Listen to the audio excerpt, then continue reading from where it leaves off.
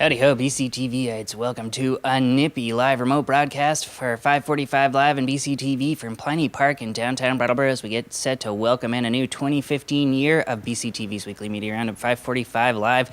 With the show, we'll talk about that Vermont Yankee shutdown that happened over the break. Get you caught up on the latest from Montpelier as Shumlin gets welcomed in with a sit-in protest from members of the Vermont Workers Center over Shumlin's backdown on health care. Plus, we'll talk about the latest with a federal mediator in Washington, D.C. for striking Fairpoint workers and much, much more. So stick with us right here on 545 Live.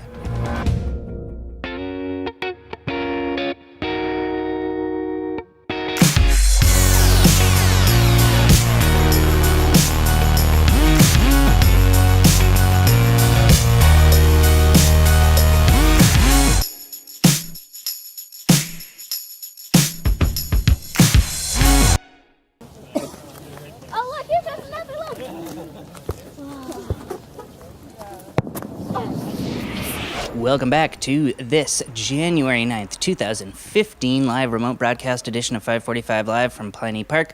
A little New Year's welcome back footage from 545 Live volunteer James Bansleben, who was out gathering footage all throughout BCTV's holiday hiatus. And we'll be touching base with James again in this very episode on an array of topics, starting with the governor's reinstatement in Montpelier, as James was on the phone early Thursday morning to get us the very first results of the Vermont legislators' secret ballot vote that yielded a 110-69 victory for Peter Shumlin following his narrow margin of victory when it came to simple majority votes in the November gubernatorial race.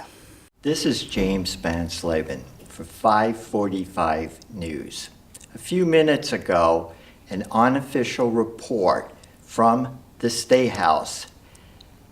Peter Shumlin is still governor. I repeat, Peter Shumlin is still governor. The unofficial report of the numbers is Shumlin, 110 votes. Milne, 69 votes. And Feliciano had 0 votes.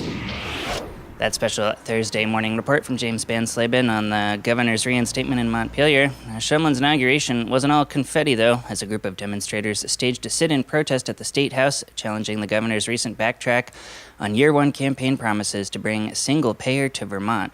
Please gather your belongings and leave the State House. The State House is closed. So I'm ordering you to leave. Can you tell us whether you've heard from Speaker of the House? I have not. Our lives, our bodies not for sale. The governor's promises, each one has failed. We shall not be moved, just like a tree that's standing by the water. We shall not be. No, I'm media. Where's your passport? Oh, I don't have that kind, but I'm doing, but I have to leave right now. That footage directed BCTV's way by Vermont Workers Center volunteer and BCTV videographer Kip Tewksbury. With the recent demonstrations come after Shumlin's shocking reveal this December that he would be tabling single-payer indefinitely, citing the current federal tax climate among the reasons for walking away. Well, taxes in Brattleboro are gearing up to dominate the political atmosphere as well. A 1% local options tax, to be more specific, as the Brattleboro Select Board again voted to bring before the voters at large a 1% local options tax in the form of a non-binding resolution on the ballot, landing in front of Brattleboro's town meeting reps later in March for official approval, setting up a potential repeat of last year when voters at large approved the tax only to see their representatives overturn that vote, calling into question once again the validity of Brattleboro's representative system, with a full day of debate at representative town meeting that included the gamut of arguments about the tax itself, but nary a whisper of debate over the fact that the decision of the town reps would be negating a citizen-wide vote, thus further discouraging voter turnout and further distancing the representative system from that of a true democracy. Now, at the Select Board's meeting this Tuesday, the tax once again came before the board, and one-time SB chair and longtime option tax advocate Dick DeGray took the stand, or really the audience participation mic, this time to direct town meeting representatives directly, asking them to respect the wishes of the voters at large above all else. I strongly encourage you to at least put it on the ballot to see what the citizens of our community, if there's continued support for it. And I guess I would say to town meeting members that if it does get on the warning and it has passed again, we have a fiduciary responsibility. That SB meeting also marked the last time for Patrick Moreland at the town manager's seat, as the next meeting will see Gardenstein joined at the middle table by new town manager hire Peter Elwell, prompting some words of thanks from David for Patrick's laudable efforts in an interim position that became anything but temporary. This is our last meeting. I'll begin by noting that this is our last meeting with Patrick Moreland acting as interim town manager. At our next select board meeting on January 20th, we'll be welcoming our new town manager. So I want to take this opportunity to thank Mr. Moreland for his hard work and efforts over the last 18 months.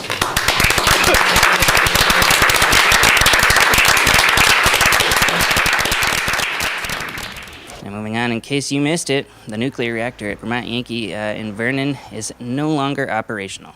As on December 29th, the shutdown was made official, and a process decommissioning director, Paul Paradis, told the press was actually, quote, boring. We turn now to Brattleboro's weekly independent newspaper and our Commons News report and our split screen at commonsnews.org for more details on the plant's final minutes of fission, with an Olga Peters penned article entitled Vermont Yankee Shuts Down Reactor for the Final Time. Long decommissioning process lies ahead, where she chronicles the shutdown process with this section, quote, once the reactor's core approximately reaches 5%, with about 17 fuel assemblies still active, operators in the control room performed a scram, the procedure to shove the remaining control rods all at once into the reactor to terminate the nuclear reactions. Now, according to NRC inspection on hand to supervise the shutdown, the process was completed smoothly. No major incidents, marking the end of an era for protests from local anti-nuclear affinity groups and ushering in a new one as a long and complicated decommissioning process fraught with literal tons of radioactive waste on site in Vernon now begins. You can do a little bit of follow-up there on that particular article and much more about the Vermont Yankee decommissioning process and shutdown by following along with those Commons News articles. Pick up a paper for free. They hit newsstands each and every Wednesday, or get your own subscription and help keep the paper afloat. Read these articles. It's all at commonsnews.org. All right, we're going to move on here and talk about a story we've been tracking all fall. It's the story of the workers for the tri-state communications provider Fairpoint, who've been on strike since October, waiting for the company to make its first real efforts to negotiate the current contract, with frozen pensions and health care and a proposed $700 million in wage cuts among the most extreme points of contention for union negotiators trying to protect their workers. But with the company openly and publicly refusing to bargain with union negotiators, the strike has prolonged.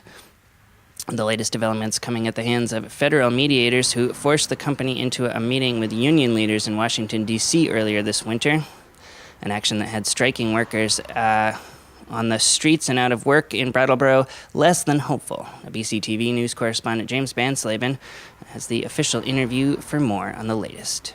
Well, the only news that we've got going forward is the fact that Bernie Sanders has been instrumental, along with Governor Peter Shumlin and the other constituents, that trying to get the company to come back to the table to negotiate. Now, speaking of James, his diligent holiday break video documentation also includes some dramatic footage of the region's late December ice storm that left many without power and set utilities to work all across the area. Let's take a look at that footage now.